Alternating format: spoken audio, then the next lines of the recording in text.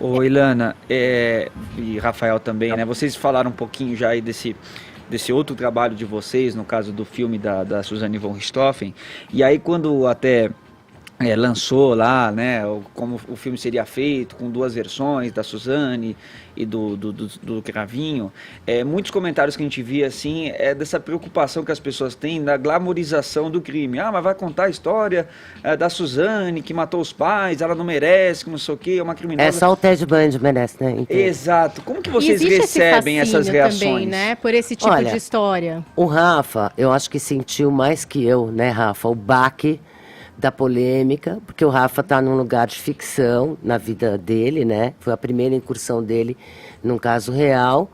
E para me agredir, pega a senha, cara. Faz 20 anos, né? Então, cada um por um motivo diferente. E a não ser crítica, eu sofro algumas críticas negativas bem bacanas, que eu leio, aprendo e reflito. Certo.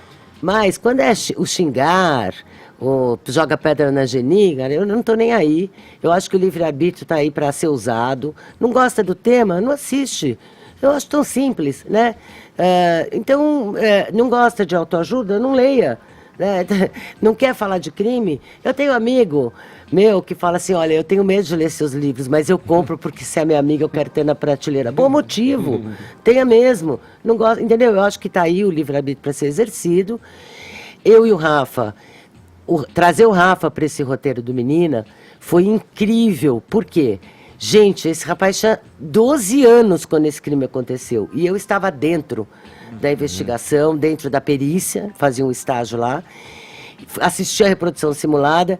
Então, um olhar novo, um olhar jovem, eu acredito que muito do nosso público é da idade dele, que não teve esse contato. Não ficou vendo minutos e minutos de jornal, de uma mídia enlouquecida com esse crime. Memórias da imprensa, umas coisas um pouco vagas, assim, né? E tanto que, entrando nos autos do processo, eu me surpreendi com muita coisa. Eu falava, mas isso foi assim? Mas eu não lembrava que tinha sido assim. Na verdade, nem eu, porque já fazia 10 anos. É por isso a opção pelas duas versões? Eu ia perguntar sobre isso. Quando surgiu essa ideia? Vamos fazer 2 filmes. Não, são duas coisas diferentes. Fazer 2 versões é uma ideia. Fazer 2 filmes é outra ideia. Fala, Rafa. Não, quando... Tô vendo ele coçando ali para falar. Quando chegou a ideia de fazer um filme da Suzanne Richthofen, né, eu sempre digo que a dificuldade não é qual é a história, a dificuldade é como contar a história e também qual é a pertinência dessa história hoje. Né? Que é a pergunta de muita gente, por que trazer esse caso hoje? E eu mesmo me fiz essas perguntas quando fui convidado para escrever o filme. Eu falei, pois bem, por que eu vou contar essa história hoje e como contar? Outros roteiristas já tinham tentado fazer um filme sobre a Suzanne Richthofen. É um caso público, qualquer pessoa pode fazer esse filme. Mas é muito complexo, né? Muito grande esse caso. Complexo, mas enfim, pode fazer. E apagou a luz aqui. Tá de boa, vamos lá. Vai lá. Foi um sinal, sei lá. Sinal. A gente começa a falar desse filme, acontece isso. Acontecem coisas. E, enfim, então era como contar essa história, a abordagem difícil. E a ideia de fazer o filme veio com uma proposta que a gente não gostava tanto. Era uma proposta que tratava mais o pós-crime, tratava mais a questão investigativa e midiática, que todo mundo já conhece. O que eu tinha grande curiosidade de saber, e perguntei a Ilana na época, que é a especialista do caso, falei, cara, eu quero saber o que aconteceu antes do crime. Como chegou nisso? Né? Porque eu não tenho dúvidas que por causa desse crime, muitos pais passaram a se perguntar, será que meu filho seria capaz disso? Né? E muitos filhos passaram a se perguntar, poxa, em que situação eu faria isso? Então, me interessava em entender o que veio antes do crime. E aí eu perguntei, Ana, o que aconteceu antes do crime? Ela falou, cara, depende, a gente não estava lá para ver, né, enfim. Mas ela conta uma coisa e ele conta outra. E quando a gente foi ver, as versões de cada um faziam sentido e eram absolutamente opostas, contrárias uma à outra. E tem algumas histórias já, tem um filme que eu amo, que é chamado Bem Me Quer, Mal Me Quer, é um filme francês, que ele é um filme só em que na primeira metade é uma versão, na outra metade é a outra versão. E você, vendo aquilo, você fica mexido, você fala, caramba, em quem eu acredito? Isso é verdade? Ou aquilo é verdade? Ou os dois estão falando a verdade? E tem uma série que eu adoro, The Affair, né? The Affair, que eu adoro, que é também pontos de vista. Então, a Ilana tinha o The Affair como referência e eu tinha o Baby Care. Aí o Rafa foi assistir o The Affair, eu fui assistir o Baby Care, entendeu? E a gente falou, vamos fazer um filme que você tem 2 versões e cabe ao espectador julgar o que é mentira e o que é verdade. Porque tem um monte de verdade, mas tem um monte de mentira. Então é um filme só com duas versões, ou são dois não. filmes? Essa foi a ideia Essa inicial. foi a ideia inicial. Tá. Aí nós propusemos essa ideia aos produtores e ao diretor, e eles ficaram meio até na dúvida no início, mas depois de algum tempo a gente falou, deixa a gente escrever para vocês verem como é que fica.